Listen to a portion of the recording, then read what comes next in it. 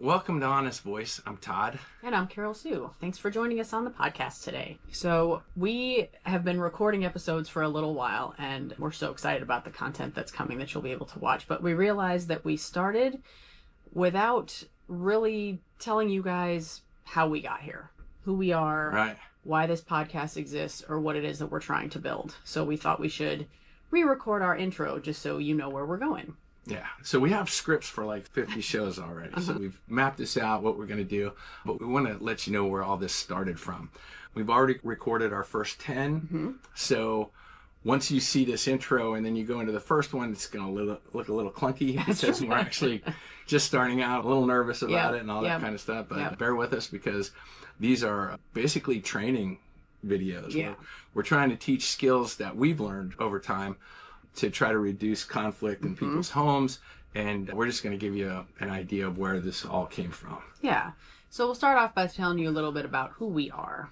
Would you like to start? Yeah. I'm a retired Navy, so I've got a lot of leadership background, a lot of leadership training. I was also a leadership trainer. Once I got out, though, I got into mental health because believe it or not, it sounds a little cliche, but I was really into taking care of my people, and I realized that if you take care of the people first, that the work takes care of itself. So seeing that I sort of had a knack for that based on feedback from my people, I went into mental health and tried to learn how to be even more empathic and more understanding and get more insight into how people deal with things. Yeah. So I'm Carolsue, as I also said. So I came up through a mental health educational path. I've done work with crisis, I've done work with homeless services, I've done work with case management with folks who are seriously mentally ill. So I've got a lot of educational background, but what we'll talk about a little bit is where we both really got the foundational skills that started us down this path. Yeah, in 2015, I was offered an opportunity to take over as a coordinator for a law enforcement training program, crisis intervention team training. And that's sort of where all this kind of stuff started. Got involved with that, and it all has to do with communication with people that are dealing with crisis. Yes. And, of course, brought Carolsue into that. Actually, Carolsue had already provided a training in mental health, so you knew about it before I did. I knew a little bit before, but I didn't join the faculty alongside you until you took over. And what we realized really quickly was that what they considered the fundamental skills to teach law enforcement to give them a better chance of connecting with someone who is in a crisis, those skills were more tangible and more relatable than anything we had learned in school or even in our employment. There were these niche skills that were just so valuable that they changed the way we interacted not only with people at work, but at home, in our families, and everywhere else in our lives. Yeah, it just started growing. We learned basic communication skills, and the question came up was, why aren't we talking to each other like this all the time? Why aren't we leading with kindness? Why aren't we leading with understanding? Why aren't we leading with honesty? And it just seemed like everything we got into just kept going back to those questions. Yep, that's very true. Yeah. So a little bit about the framework of the podcast itself. So we're not a talk show, though we will have guests from time to time, people who we consider subject matter experts in communication who can add to what we're talking about. What it is a training platform for real communication skills. Because as fundamental as they are, we find that they're just not being talked about very often. Yeah, and not only that, we have incredible models all around us for very poor ways of communicating, very poor ways of interacting.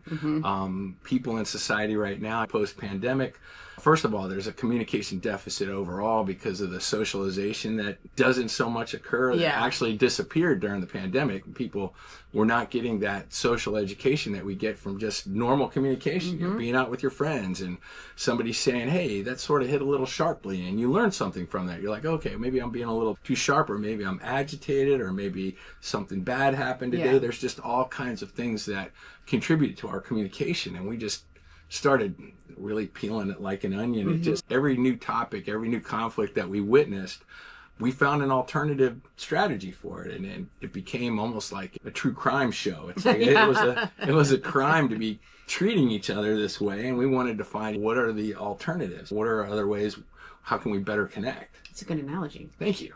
So really the bottom line is that if you have felt like something's been off or wrong in the way we talk to each other, but you haven't been able to figure out exactly what that is, you're in the right place. Yeah. Those are the things we're going to explore. Yeah, it was really interesting. So this all started with, like I said, I was in the military for 20 years. I got out, and I decided I did not want to supervise anymore.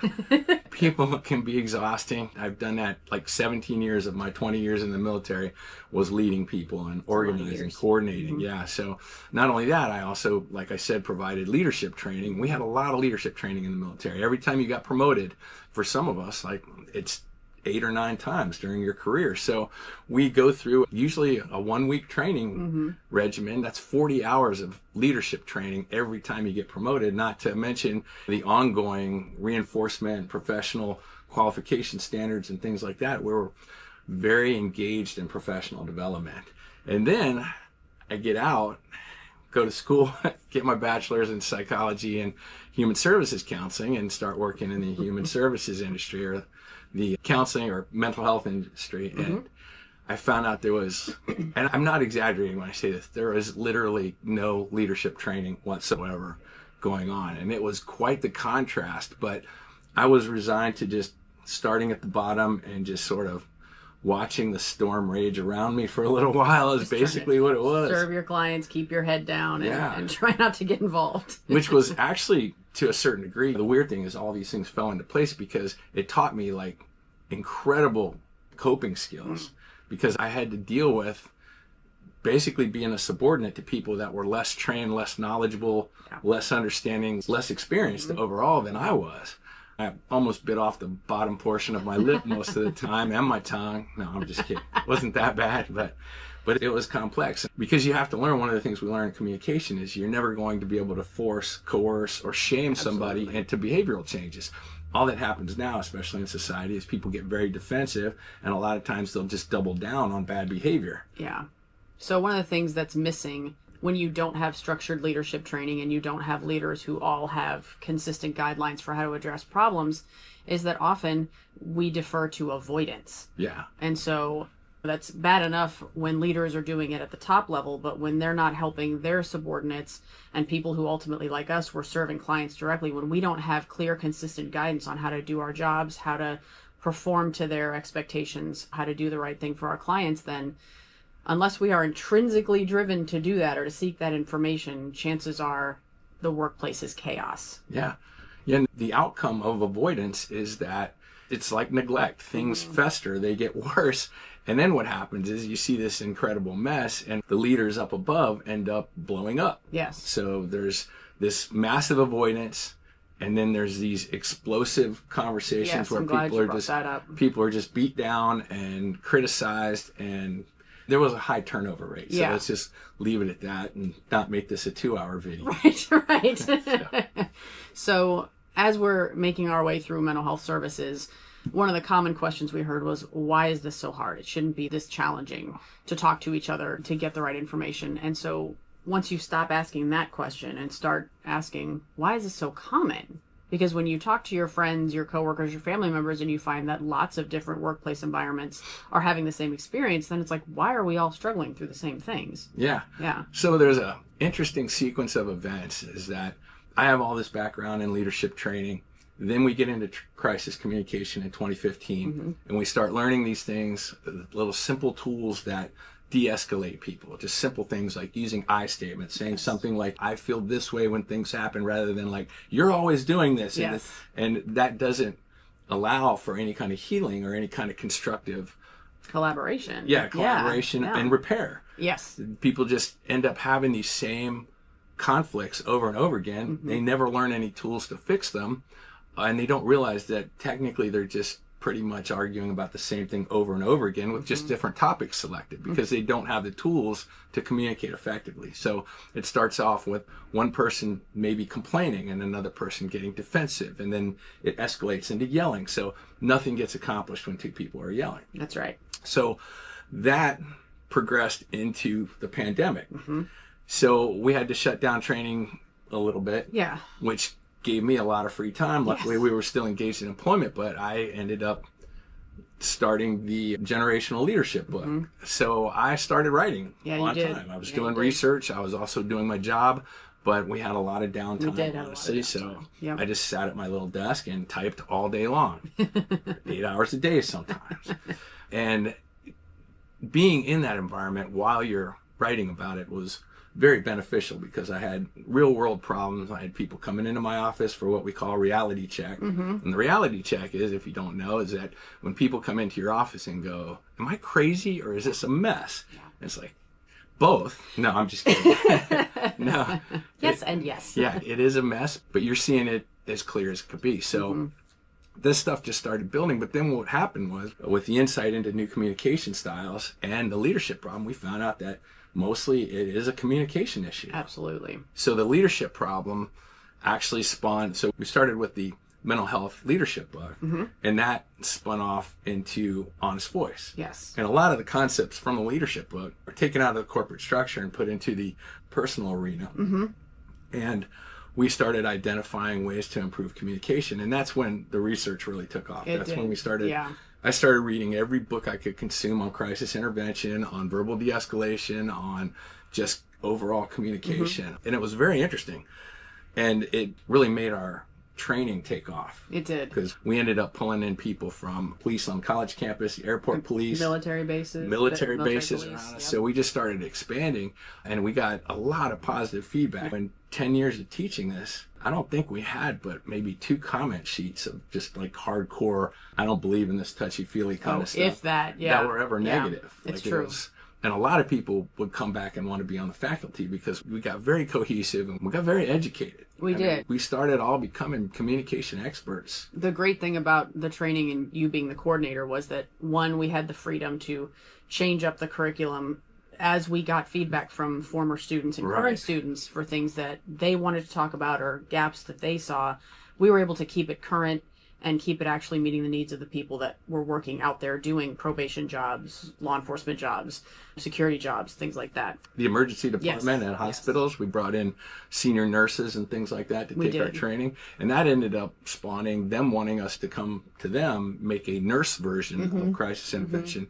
And we created a one-day training for area hospitals to teach them how to de-escalate clients that were in crisis or in pain or uncomfortable or just overall how to talk to people that are really angry, you know, especially in the waiting room. People get very frustrated about the long wait times and things like that. So it became very clear to us that, especially in crisis, but really all the time, communication skills sound like a really nice idea that sometimes we read these cute little sayings on Facebook and they make us think we've learned a new skill, but truly this is a skill to be mastered and to really never stop practicing. That's and true. We had the luxury while you were the CIT coordinator to be able to practice nonstop for a lot of years, which started to spawn all the books that have been created from that. Right. Yeah. So we're working on this leadership book, and we ended up making a specific one for mental health services because that was based on our experiences at the time. And I looked on Amazon and I just overall did a search on mental health leadership books, and there were none. In fact, there was just a paper that came up at Harvard. That's right. On leadership. And I think that was like at the administrative level, not at the actual worker level of how to take care of your people and how to organize and how to communicate with them and how to bridge gaps and how to do team building, things like that. So we did the mental health one, and then we revised it afterwards, basically copied it and then trimmed it down to just corporate. So everything that applied with your corporate issues that are not mental health related, we made a separate version for that as well. Yeah. So the leadership books gave us our start in being able to give this information out into the world. But as it so often happens, you write about one thing and it creates 3 new ideas or 4 new ideas or 10 new ideas. Yeah, it's true though. The more we got into the research and we started coming up with the structure of what we wanted in Honest Voice, you know, what was really interesting is that we got into the leadership book and it taught us about generational differences, which was really new for me and so helpful. Yeah. So helpful. Yeah, it was really interesting because it showed us that different generations have different communication styles. So absolutely. Here we are becoming subject matter experts in communication, and this is a whole like almost side field. It is. You know, it really is. The generational differences are very profound. And then of course the pandemic made the gaps even larger. Even larger, yeah. Yeah. So we got into identifying that not only the generational differences, but then where do those generational differences come from? So things, just in a nutshell, like people born in the World War II era, they don't talk about feelings. That's right. That never, we just don't do that. Yep. There's this stoicism. And what we ended up coming up with is that honest voice is all about being honest, but also using your voice. And this is where we determine that kindness without honesty is performance. It's just sort of being fake, and that's what we do a lot of times. And then the flip side of that is honesty without kindness is just cruel. You know, people are saying that they're blunt or just tell it like it is. Yeah, exactly.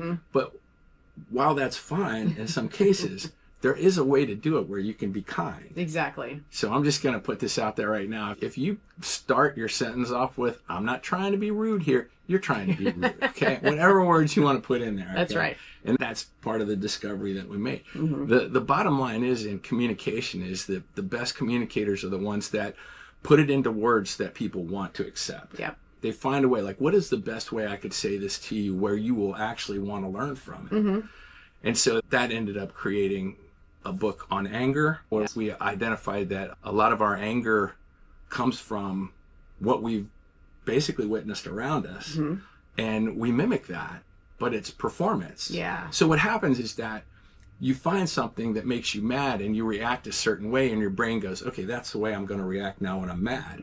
And then you don't realize that you don't have to. That's that exactly right. This is a pattern that you may have even picked up as a 5-year-old. You know, you saw somebody scream. I make the joke now, I'm really old, and there's an old cartoon called The Flintstones. So this is a character that like yelled at his wife, you know, when he was angry. So there's another model in very young age that we learn these models of how we think we're supposed to react. But if you really back off for a moment and just pause, there's always an alternative. Now, we'll talk more about the science of, you know, how you can get hijacked and how frustration can lead to sort of losing your cool, which is a good way to put it, because you get lost in that, you know, if you're not focusing on it. But what we also noticed, and based on our history now, is that the more you practice this stuff, the more it just dissipates. When you start doing these pauses, you find out that you don't get angry anymore. Like there's not a reason for it, because you know, what's another way to look at this? Or you also need to realize that when you get in those states of anger, you're not really processing effectively. So, right. So a lot of people get angry in the midst of a conflict, and they are literally taking away their ability to assist in that conflict because they have escalated themselves. Yes. Yeah. And one of the things we'll do often as you move through the podcast series is we'll talk about each one of these specific skills or things that we, like anger, that we think are skills, but they're really not. We talk about where it comes from, how it gets away from us without without us really realizing it, and specific skills we can use to get back on track. Yeah. Because things like an anger outburst might make you feel like you're getting your way in the moment, but likely the people that you're talking to will either try to avoid you from here on out or try to give you a superficial version of what you want to get you to go away. And if you're looking to convey a message, then we want to make sure that we've all got the skills to get our message across in a way that doesn't damage relationships at the same time. Yeah, that's the truth. The hard thing about all of this is that kind of communication that we're dealing with right now is so commonplace that no one even thinks for a second that there's a better way. It's true. That you could be talking in such a way that would be more respectful, more productive. Yes. And when we say productive, it's really interesting because productive meaning produce, meaning possible improvement. Whereas the way we talk is actually very destructive. It actually degrades communication. It's where we come to these situations where we know what we want to say, but we don't say it because we're afraid that it's going to create a problem. Yes. And we end up like curbing ourselves quite a bit. So being that a lot of those models are destructive, the first thing that we started learning in crisis intervention are just simple fixes. And these aren't tricks. I mean, we can call them tips, but they're things that should be practiced and become part of you. They are actually ways that we want to modify our communication style to where it becomes something more beneficial for all of us. Yeah. And some of the simple things starting off with is, like I said earlier, like the I statement. If you just frame something, just subconsciously it has the impact. If you just frame something from the perspective, I get a little nervous when things start ramping up like this, or if I have to approach you with a problem, rather than saying, you always get angry every time I bring anything up. That doesn't help a person person change. Right. And it's so common. It's very common. Yeah, it doesn't make you a bad person to talk in this manner, but there is a way that you can actually connect. And one of the weirdest things that we discovered right off the bat was calling somebody out does not fix anything. It doesn't. And it is the most common thing. Like we get on BuzzFeed a lot. We read a lot of those articles, especially the communication types, especially with the way dating is going right now and things like that in the outside world. It is so prevalent. The style of communication just keeps getting recycled over and over again, and it doesn't get any better. So something as simple as just shifting it from not accusing you and taking responsibility for it, which is weirdly painless when you do that. It's true. It doesn't hurt at all. Yeah, and a little tip saying I'm sorry. See, my mouth didn't shut down. I didn't have any kind of my head didn't explode. These simple kind of things can really, really help. Yeah, so I statements are such a powerful tool. Once you get yourself into that mindset, it'll become second nature. You'll find the more you practice, the better it gets. Self-regulation is another thing that's just so critically important. It is very easy, especially in our environment right now, to let yourself get carried away with all of the negative there is. If you really enjoy a lot of reality shows, they focus on fights, conflict, betrayal, things like that. And it's intriguing. And exhausting. And exhausting, right.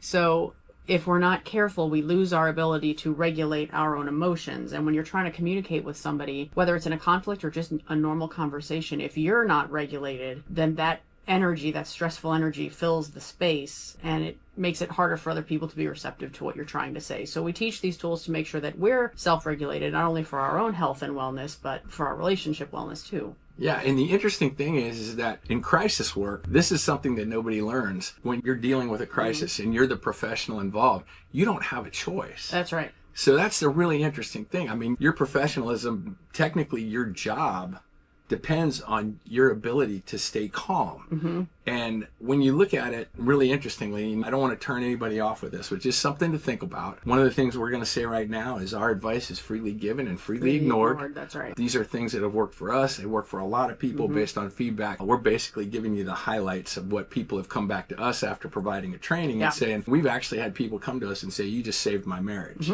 Because we taught them communication skills that they didn't think of before. But the interesting thing is that when you learn these skills and you realize you don't have any choice, they become very easy to learn and practice. And once you practice them, you don't go back to the old. Like I just learned that saying it the way I'm doing now, the kinder way, actually prevents so many other issues. So it's amazing. Once you start practicing these skills and just lead with respect and lead with kindness and lead with honesty, there are so many other things that just start to simmer down. It's true. It's very, very impressive. It's true. One skill will kind of float downhill and resolve just a mountain of problems. And one thing we'll talk about a lot is the fact that most of us were not brought up with this education or this training or these models around us.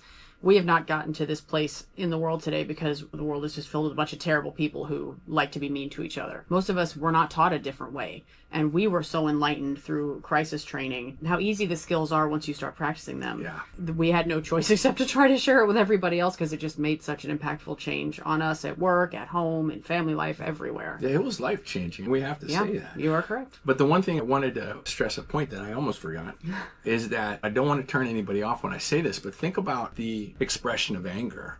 When you vent at somebody, there's so many destructive forces that are involved, and just something as simple as communicating in an angry manner when you're insulting somebody. First of all, if it's within your family, you're training them now to not approach you next time because they know your reaction. So this is where secrets occur. Unfortunately, I spent 6 months working with kids and realized that I can't do that. I had to work with adults.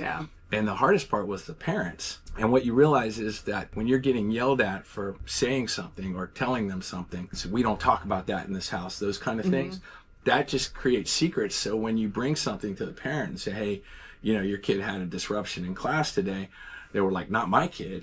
So what they don't realize is they really don't know their kid because they've now taught them that they can't communicate honestly and effectively in a household.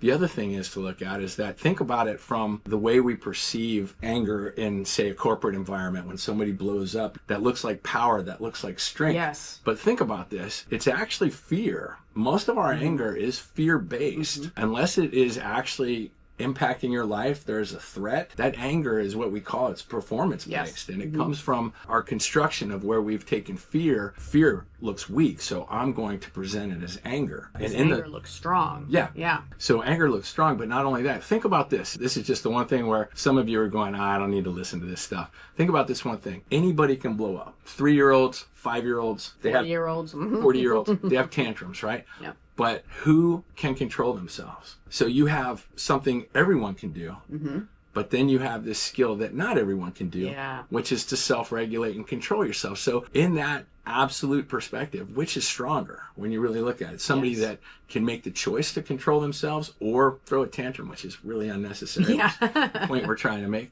or someone that just is constantly screaming and yelling. So another thing that we'll talk about a lot is when we talk about self-regulation, it's not only emotional, but it's physical self-regulation. So when you're communicating, we want to talk about things like controlling our volume. We want to talk about body language, all these skills that we'll get into in much more detail later. But when you start to practice them, as Todd said, they become second nature. And you will find that you'll have no reason to revert back to the way that you used to respond in these situations because you'll find that the communication is so much easier, flows so much better, and the stress level is just so much different when you're using these skills. Yeah, and they build on each other, which is really cool too. Like we talked about self-regulation. Well, did you know that if you can maintain that self-regulation when somebody's screaming at you, that they will begin to mirror that? And, so true. And it's actually called co-regulation. It's also called mirroring dependent upon the resource, but it's co-regulation. When somebody is elevated, even when they're angry, just saying, hey, I hear you. You sound pretty frustrated, those kind of things, and maintaining this steady tone,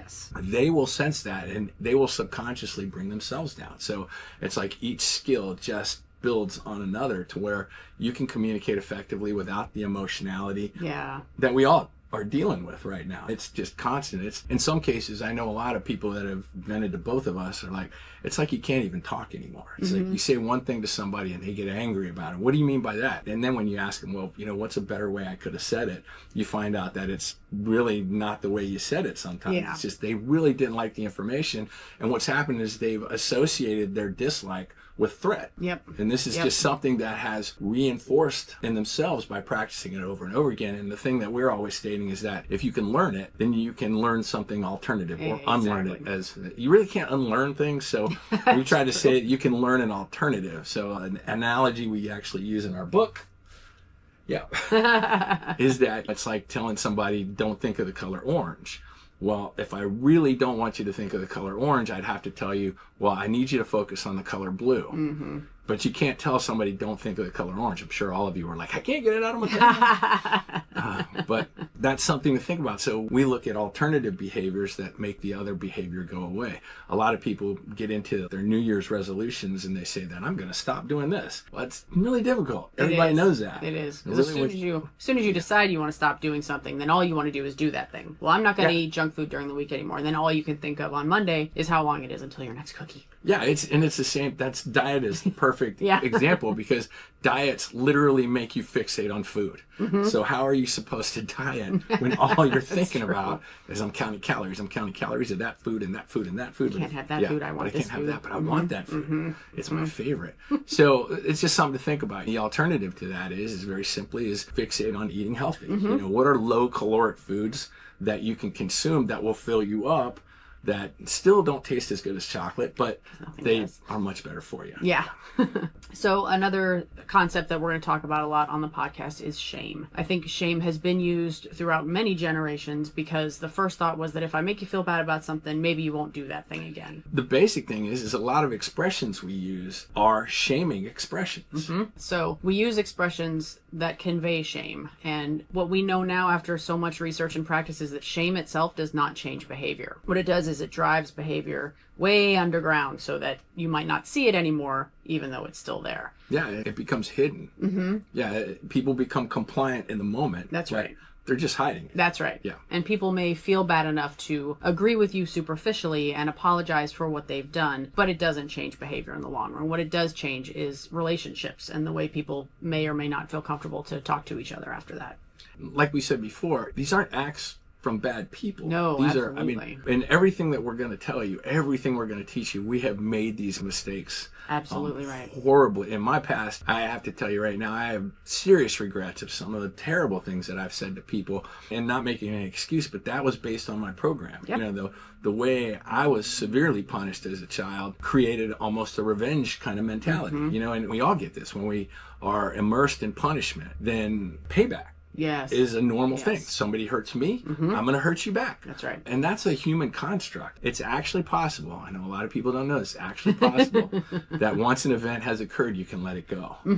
Yeah. That's right. But the main thing is the expressions. Like, how many times have I told you this? That doesn't help anybody. Yeah. You know, why do you keep forgetting? That's one that I have to stress a lot. Yeah. Because you can't shame a person into remembering. Yeah. And even when you put stuff on, like, you don't even care about me because you keep forgetting this. Those kind of things, it doesn't make a person suddenly go, I need to work on this harder. It just makes them quiet. It makes them want to avoid this situation, because when we shame people, we're going to get more into this. In fact, that's a chapter in our book, but it spun off an entire book. It did. Because a lot of these things did. When we found out when we got into anger, we needed to talk more about it than just in the book. Honest Voice book introduces these concepts. We felt that we needed to go deeper because we give you the basic framework, but I guess the best way to put it is our spin-off books are intermediate and master's level. Advanced levels of understanding these concepts. So shame was a big one. It is communication that goes on daily. You can't turn on a TV show. You can't turn on the news. You overhear conversations in the grocery store. It's everywhere. Yeah, and it doesn't provoke our senses like extreme profanity does. Yeah. This is just normal communication, but it's hurting us all. So that was one of the things that we found out as well, because in crisis intervention, you can't make someone feel bad to stop a bad behavior. You know, it's a typical thing of, like, you're trying to help somebody that's depressed, and you feel, and it comes from a good place. You want to help this person. You're like, hey, why don't you get out? Why don't you go do something Take a walk. Take a walk. Get out in the sun.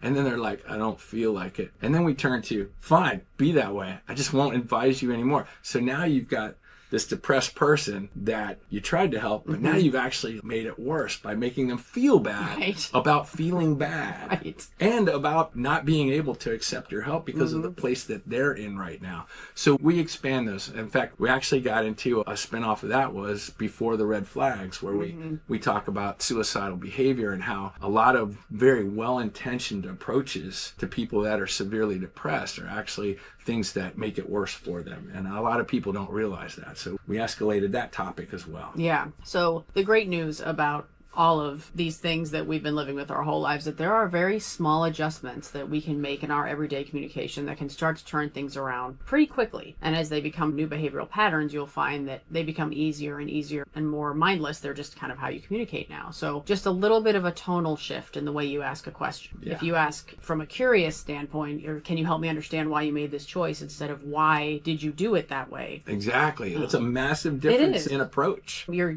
gathering the same information, but the way you've presented it, if you say, can you help me understand, then the person gets to feel like they're helping you and they feel safe to be honest about it. So you're saying that sounds better than, what were you thinking? Just a little bit, much better. Can you help me understand? Wow. Exactly. So just a little bit of a tonal change can help to create a sense of safety and can help you work with someone to solve a problem together. Yeah, the main thing that we want to talk about is normalized behaviors that are keeping us stuck. I think we stress very well in our videos that we all come from a good place. Yeah. But then we get our experiences, and it's like putting really clunky armor on us. You're going to hear some of this stuff repeated in our videos because we want to give you basically highlights of some of the upcoming videos. Yep. But we get these poor experiences and we mimic those. Yep. This is where we learn. This is the way I was treated last time, so I'm going to treat them back the same way. And we don't examine those and we don't explore them. Yeah. So there are some normalized behaviors that we just really started to question the more time we spent studying this stuff. For example, why do we lie when we disagree about something or when we just don't want to participate in something? So if a friend of yours says, hey, a group of us are going out for dinner tomorrow night, and if all of these people are people that you like, sometimes you feel compelled to come up with an socially acceptable excuse that isn't true, instead of just saying, I'm not really up for it, I just feel like going home. So why did that become the norm? Yeah, because this is one thing that we talk about a lot is we basically program the people around us to respond to us. So Carolsue comes to me and says, hey, can we talk? And I'm like, what now? See, I'm programming her. Next time she's going to think twice before she comes to me to talk about something. And this is why, like, I've had a lot of friends say, I didn't even know this was going on in my house. And you find out that the reason they don't know what's going on in their house is because they're explosive. Yeah. And so if there's a choice between telling daddy something bad and watch him explode, or hiding it from him and maybe getting away with it, we're going to go that route. We are, absolutely. So why do we feel the need to lie? And also, why do we feel the need to violate someone's boundaries? So that's where the progression is. When someone says, hey, I don't feel like it tonight, why do we go, well, fine, be that way? Or what, you don't want to come hang out with us? It's yeah. gonna be so much fun. What's your problem? Yeah. And then Yeah. and then some people go so far as, every time I ask you, you never come out. So these kind of things go on, and these are between loved ones. Yeah. These are yeah. friends. This kind of communication is why we came up with the whole thing about honest voice. Why are we dishonest? Right. Because we feel the need to protect ourselves, but then why do we feel the need to protect ourselves with our own friends or our own close ones? We saw that something's lacking, and when you're in that cycle, there are so many other negative things going on in that relationship that you're not aware of. True. And once you can start balancing that honesty and reciprocating it and teaching the other person, like I'll mention in one of our videos that I have no problem saying, someone asks me out and I say, no, thank you. And they're like, come on, man, you never go out with us. I don't hesitate saying, please don't coerce me to do something I don't want to do. And you'll hear these exact words in one of our videos. And that's odd. I've had friends look at me like, Yeah. What did you just say?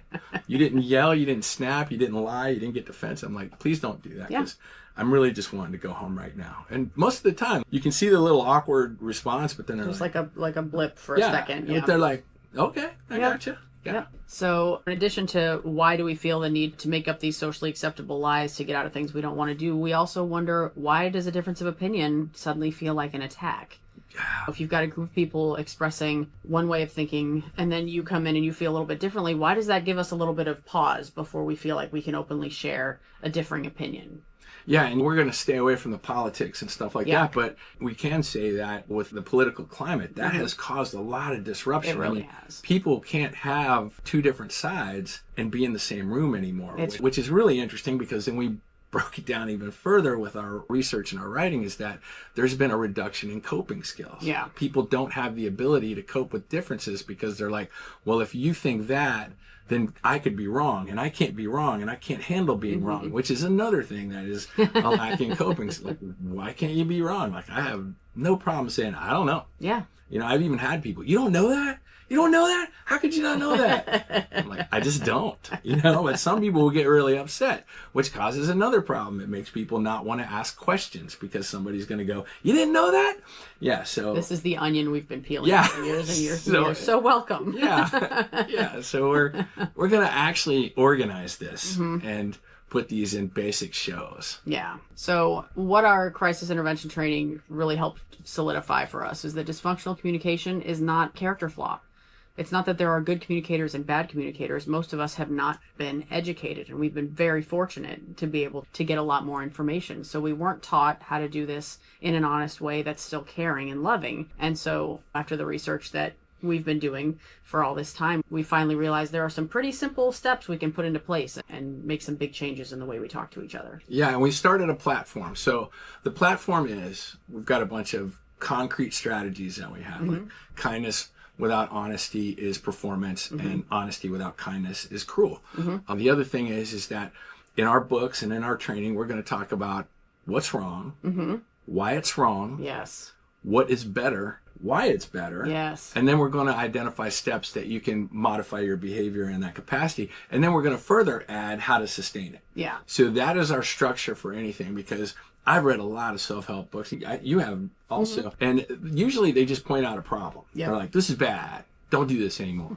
And you're like, well, I don't know even how to start this. Right. You know, or it just tells you to stop something, but doesn't give you the tools on really how to make that part of your life. We wanted to make sure that we covered every aspect of how to modify this behavior, because we did it. Absolutely. I mean, the people that we are now are not the people that we are 10 years ago. I'm sure it's highly unlikely anybody I know is going to see this, but I'm sure even seeing my face, hearing my voice, and knowing that my name's Todd, they're like, that's not the guy. He was a jerk, and I didn't like him, and he was weird, you know, or any of those kind of things. But I'm still weird, But in the best way. Thank you. But we have changed our communication styles. And like I say, I regret a lot of the things that I did in my past. And I may not be able to make up for it, but I can go forward and I can make sure that I never treat anybody the way I've treated somebody in the past. And it was just normal. Like, you called me a name, I called you a name back, you know, and it just wasn't necessary. You hurt my feelings, so I found a way to hurt your feelings. And that stuff is just so unnecessary, and it just keeps it going and going and going. Yeah. I think most of us are doing the best we can with the skills that we have. Our goal is to make sure that we share with all of you the skills that we've learned that have made some of these tough situations much, much easier. And that's not to say that programming might not jump back in from time to time and you might not have a miniature setback, but with new skills and your ability to communicate with each other, those things don't last as long and you're able to still grow and get back to the work of communicating well, even if you have a blip. That's part of the grace of speaking honestly. Yeah, you learn that in conflict.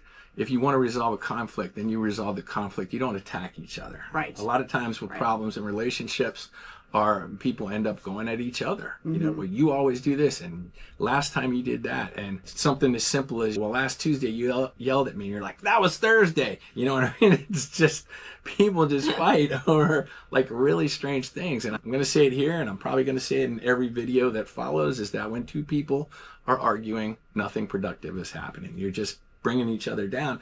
And what we have found out, that maintaining those kind of basically toxic interactions negatively influences both of you. So you're like getting worse if you keep doing that kind of interaction. So the name Honest Voice was not chosen lightly by any stretch. Honesty is such a critical part of this. We didn't come by the Honest Voice title without a lot of thought about the importance of honesty, and as Todd said earlier, intentional honesty, not just bluntness, not just saying ugly things in a truthful way because that makes you feel better, but using skills to actually just have a safe and honest relationship. We believe that most conflict is not caused by bad people. Right. At all. It's caused by distorted communication and unexamined beliefs. You lead with what you think you know without questioning it. And we've found that leading with curiosity is one of the most powerful tools you can use in communication. Yeah. And backtrack that a little bit more. Where did we learn our skills? Yeah. There's poor representations all the way back to Fred Flintstone. That's right. Yeah, I just That's had right. to put that out there. Yeah. Behaviors that become toxic often started as a way to cope, as you doing the best you could do to get through a tough situation, and before you realized it, it became a part of your personality and maybe wasn't the most productive way to handle conflict in conversations. That's exactly right. We learned them from models, and those models got their models from very poor communication. Exactly. I mean, a lot of it can be generational, but the interesting thing is that we don't examine it. I mean, we were so wired for familiarity and comfort. Yes. In the moment, that's why we avoid so much. Like, I would rather just ignore it than actually try to deal with it right now, because that's where we are. Because all we know is that if I try to deal with it, it can blow up and it can feel uncomfortable. But this being avoidant, hiding it, or just ignoring it, that's familiar. So it feels comfortable. But once again, I know people that have been in relationships for decades that are having the same conflict over and over again. So what changes when we start to learn new skills? We stop protecting ourselves with behaviors that don't serve us. You think that avoiding hard conversations makes life easier in the moment, and it might, but it also leads to more division. The longer you spend not addressing things in a loving and calm manner, the less time you spend in building a quality relationship. Yeah, just think of the term neglect. It can mean just avoiding or being away from. But when you neglect something, in certain situations, like parenting, for instance, that's problematic and developmentally problematic to the child. If you're not teaching and training them how to ultimately basically get through life and ultimately become an adult. Yeah. But that neglect is harmful. It is. Even though you can say, well, I didn't do anything. Yeah, that's the problem, is you didn't do anything. That's right. Yeah. And over time, as you practice these skills, what you'll find is that conflict reduces itself. At the beginning, when you're starting to learn new skills, you might have a lot of uncomfortable conversations so that you can set a new foundation. But once they're second nature, you'll find that it's just much easier, and the need for heightened voices, uncomfortable silences is just not there anymore. So what we're going to do is we're going to be doing these podcasts. We're going to give you a different podcast each week. We encourage you to write in. Please, yes. Yeah, and we'll tell you this in the other episodes, is that you can go to our website. We'll have our email addresses if you want to reach out to If you just want to be anonymous, then go ahead. If you want us to say your name, then go ahead, because some people don't want their name on there, especially if you're sitting next to the person you're talking about right now. It's like, hey, can you talk about yelling all the time, constantly, please? So just let us know if there's something you want us to talk about. Yeah. Throughout all of our work together, feedback has been so critical because it helps make sure that the only voices we're hearing are not just ours. So if something strikes you that we didn't mention, or if you want to talk a little more about something or learn more about something, please do reach out. We really encourage that. Yeah, the one thing that we found out is that we're all one people. Yeah. So this started out with leadership, but a lot of people say, I leave my work at the door and all. You're one person. You are. Everybody knows that people like going through a breakup, it affects their work. And stressful work, how they come home and they're usually exhausted or agitated. Yeah. So we're going to talk about basically communication foundations. We're going to start with really easy stuff. And the beauty of it is that you can learn this privately. There's no reason to feel embarrassed. There's no reason to feel ashamed. Sometimes these are simple concepts. And all this is about improvement, learning. We're going to talk about communication foundations. We're going to talk about emotional mastery, where you don't have to react to every situation. You don't have to have an opinion about everything that is said, which is tough for some people. And that's usually embedded in like deep insecurity. I need to feel a value, so I need to give my input to everything that everybody says. That's right. And then we're going to talk about relationships. Yeah, we're going to talk a lot about relationships. Yeah. What we each bring to the table in friendships and romantic relationships, work relationships, all the different kinds, family systems, things like that. We're going to talk about society and culture as a whole. So not just how we are in our relationships at home, but how we interact with the entire world, because that's a whole separate subject. Yeah, in fact, we've split that and grouped it. We've got a communication book for males specific and females coming out. Might be out hopefully by the time this gets out. We also have a book on a combination with dating. With dating, yeah. Yeah, because the dating scene is really problematic right now.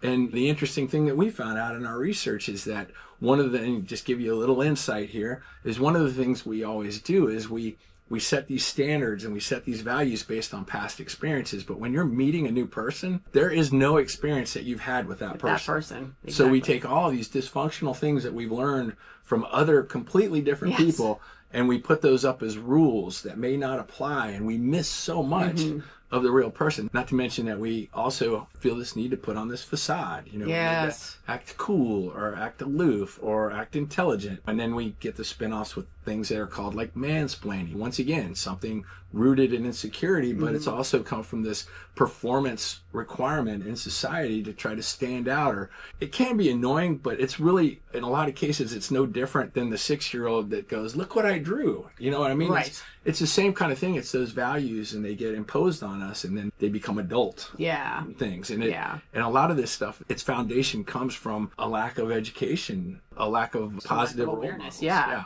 So we'll talk about growth and self-work, because this requires a lot of introspection, thinking about the ways that you may not have handled things the best because you didn't have the tools, and now that you do, we're going to practice specific skills and tips to grow and make it more natural for you to have better conversations and more honest relationships. Yeah, exactly. This is not toxic positivity. We know what that is. It's like if somebody's house is falling down, well, at least you have your life. And it's like, no, but my house fell down. Yeah. So we're realists. I mean, because we're crisis intervention specialists. Yeah. And this is where we know that you can't go to a person who is feeling depressed and say, well, look at everybody who has it worse than you. Oh my gosh, those things don't help others. So we're aware of that. So we're going to teach you actual skills. We're not here to do a bunch of motivational things. We're here to teach.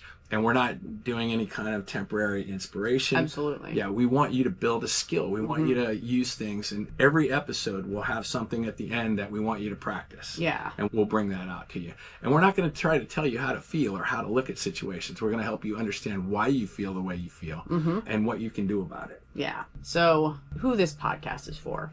How do you know if you should hang out? Well, if you've made it through this episode and you've found 1 or 2 topics that you'd like to know more about, we really encourage you to hang out with us. We're super fun. And there's lots of very simple techniques that you'll learn that will help things just seem and be much calmer, much less stressful. So this is for leaders who want healthier culture without having to become a therapist to do so. Because as Todd said, we are one person through every piece of our life. So if we're stressed out at home, we're going to bring that stress to work. And if you want to learn how to be a good leader for someone who's stressed, without having to be a therapist to do that, you'll learn those skills here. Oh, and I'm going to put the little disclaimer in there right now. Yes. We're trainers.